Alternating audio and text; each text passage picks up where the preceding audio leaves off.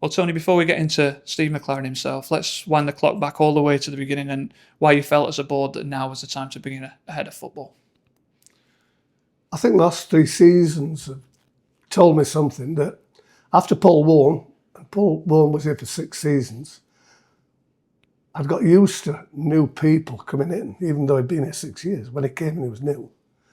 And I believe that whether it's luck or judgment or whatever, but obviously you have to take responsibility, that over the last 3 seasons, the choice and the way that I would have seen us progress, it hasn't happened.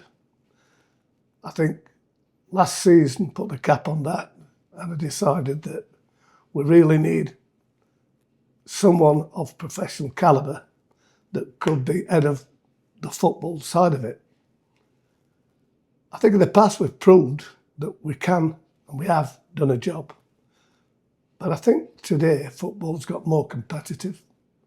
There's no doubt that money is being spent more on football teams, and in that climate, in that sort of market where you can see that people are getting more professional, not just in the way that they're getting footballers, but the organisation, the analysation of football, and it's become more academic. My view with the board was we need someone that's got character, experience, and can advise us at any level where we should be in all areas of football. That's recruitment, that's everything to do with football, the training, the academy, etc. and so forth. Once that came to the fore, we decided that we'd take action on that. And I've known Steve McLaren over many years. I think it goes back about 10 years when I had a meeting with him in York. And I got on very well with the guy. It wasn't just a case of knowing a guy with a background he had, but you have to work with people. And I could feel that he would be a guy that we could work with. And we talked over a period of about a month to 6 weeks as we were coming to the last of the season. No promises, nothing. And over that 6 weeks, I think we thought, well, I thought that maybe he may have a go at this. And as we got near to the end of the season, it became apparent that we needed to make changes. I put the offer to Steve, and Steve, being what Steve is, very meticulously took his time. And today, here we have him signed, sealed, and ready to deliver. So I'm looking forward to the start of the season with all the preparation that will go with it. It's certainly an appointment that's going to make the football world sit up and take note. Did you have to do anything to sell it to someone of Steve's calibre? I know you've known him a long time, but was there any part of you that had to kind of entice him into the move? I didn't have to be a salesman, no. As I said, we met, we're never big friends, but the more I got to know Steve, he made me aware that he'd come to watch 1 or 2 Rotherham games. And then texts were going backwards and forwards saying, hard lines, you should have won that game, or you didn't play too well, or whatever. That became quite regular over the last 6 months.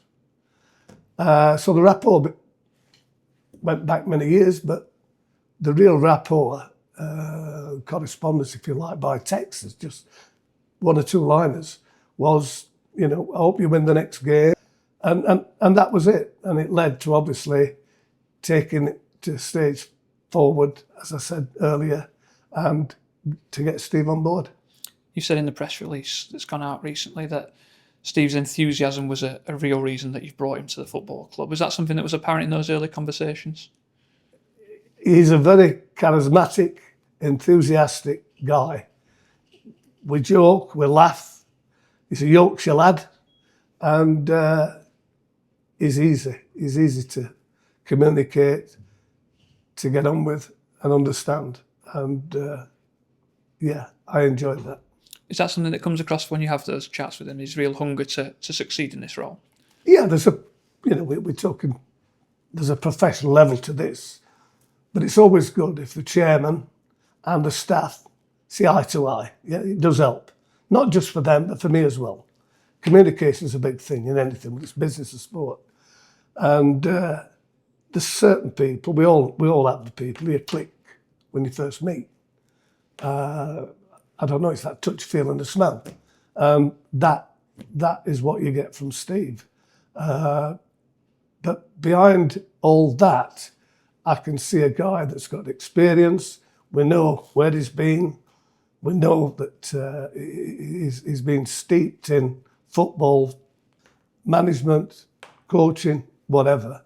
But what I do like is that when you meet people of levels that Steve's met and be able to communicate at a level basis without being arrogant or smart or whatever, it always helps. He's going to be charged with the strategic leadership of the football operation, which will obviously involve all aspects from improvements around the place to developing strategies that are already in situ. Does that kind of give the impression in your eyes that he'll have an overarching say on all those final decisions? Yes, what we see Steve's role is working with more or less people he will want to have on board. It's very important that Steve has his own people around him, yeah? Some will be that already work here, some he will bring in. That's totally down to Steve. What I want to do with Steve is he's got a clear view of what he wants, what he can do with, so that's his judgment. With regard to overall responsibility, he'll take all responsibility to do with football. As I said, with its recruitment, academy, even doctors, physios, everything to do with football. He has a budget. We agreed a budget, so he knows where he sits with regard to that. I think there's something like 14 players that's leaving, so that's good, because it means that you can get a swell of guys that you can bring in. But when you say, has he got the total authority to do whatever? He has in football, but as I said, with regard to communication, that's the key thing, that we want to hold hands, not be separate. And I'm backing Steve to take control of the total area and work with him to make sure it happens along with the board. It's obviously a newly created position, and you've mentioned there you've got a good relationship with him. Yeah. Do you expect to see Steve on a day-to-day basis, or at least have a day-to-day contact, or is it perhaps a role he'll do from further afield? Well, it's an old cliche. It needs a must. If there's a conversation to be had, it's instant. It's not in 2 or 3 days' time. There's nobody queues outside of my door. So communication's important, and the dynamism of moving into this season is that we've got a new start and we want action. And I'm involved in that action. And it's not day by day, it's hour by hour, and it's whatever it takes. And we're headed into a really busy period as well. As you said, there's a big turnover of players to come, of course. Top of yours and Steve's priority is appointing a new manager or head coach. Is that perhaps first on the agenda before anything else falls into place now? Things today are moving forward with regard to the head coach. I've heard that this morning. I knew that there were certain ideas and thoughts with regard to that. So there's a lot to do. But I do know that we've got a guy that knows lots of people. He's obviously can get to parts that we can't get to. And I think the action man in him will mean that he will get the players that he wants, along with the head coach, to do a job for Rodham. You've preempted my next question there, because Steve's contact network is outrageous, as you say. Is that something you're particularly excited to be tapping into now? Experience, knowledge and calibre, and he ticks the boxes.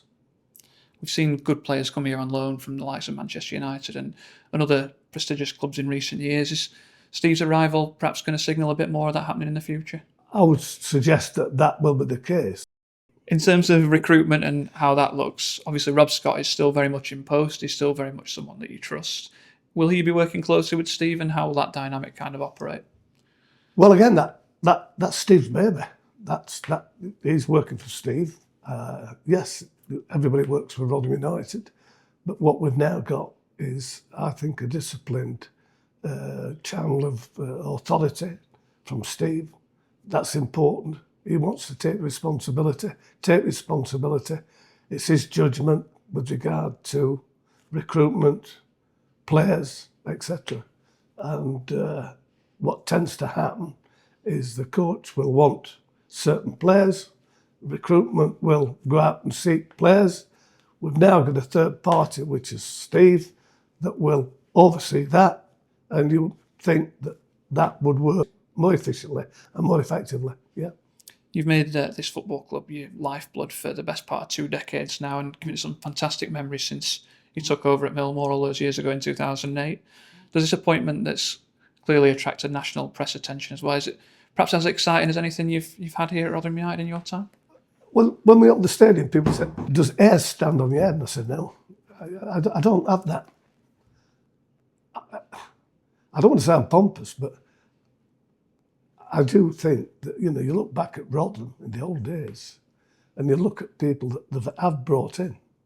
I'm trying to think of the manager at Man United, Doherty. There's megastars. Who was the other one that from Liverpool? Emlyn Hughes. So, we've had some really good people. And I see football, there's 4 divisions: Premiership, Championship, League One, League Two. If my arithmetic's right, that's 92 clubs. That's a small network of clubs. And big names do move about. And am I pleased with the catch of a guy of this calibre? Of course I am. I think it should turn people's heads. But the rationale is, it's still her job to do. And as we kick off, or before we kick off, the man we brought in and his team have got to give us what we want, that we've failed for in the last 3 seasons. And there's a big expectation. And he'll know that. And he welcomes that. We speak with some regularity around the club, and as you've already alluded to there, shared fans' disappointments over recent times. To finish, have you got a message for those same supporters about how keen you are to bring the good times back to New York now? I think you've got to look at last season. Hopes and expectations, not just last season, but let's just go lately, if you like. But under Amy, well known by Rotherham fans, good person, lovely family. And up to Christmas, we were, December the 2nd, went to Salford 7-2. If fans can remember, when we had that team from Lincoln, and it was 3-0 at half time, it could have been 5-0. And I would say, up to Christmas, 13th position, that we could get it playoffs at worst, but would probably go automatic. That was the belief. Because we'd gone 9 games without a defeat, and then we followed that by 7 games without a win. And if fans don't know, the reason was that lots of our first team players were out. Now, I'm close, but I'm not intimate. And people must remember that as much as I like to get involved, I tend to just pay the bills and not get involved in day-to-day activity. I pay people to run the job. And I was told, like the fans, what's happening? What's gone wrong? Oh, he's not playing, this, that, and the other. And it just spread like a disease. And I can't explain it. Because the guy, if you'd have interviewed me December the 2nd or December the 3rd, you'd have said, what do you feel? I said, well, we've got the right team, manager's doing well, it's great for Rotherham. I will be on record saying that. But I cannot explain to the fans what went wrong. I'm told players were injured, first team players didn't come back, and it's nice to put this on record. So that shock, that surprise, that should never have happened, I don't feel, and I don't take anything for granted, but I don't feel the uphill struggle that we'll have in League Two. Because for me, it will be match by match. It will be performance by performance. Now we've got one man, not a manager, we've got one man that's responsible for all the football activities. And we'll talk more than anyone else. And we will make sure. Because my drive, my determination was to get us into the atmosphere. And we've gone up, we've gone down, we've gone up, we've gone down. But I think the radical change that we've done now gives me belief it's the right thing to do. People might say you should have done it sooner, whatever. We've not done bad. We've not done bad. But as I said, something had to be done that had to be exceptional. And I think what we've done today is exceptional.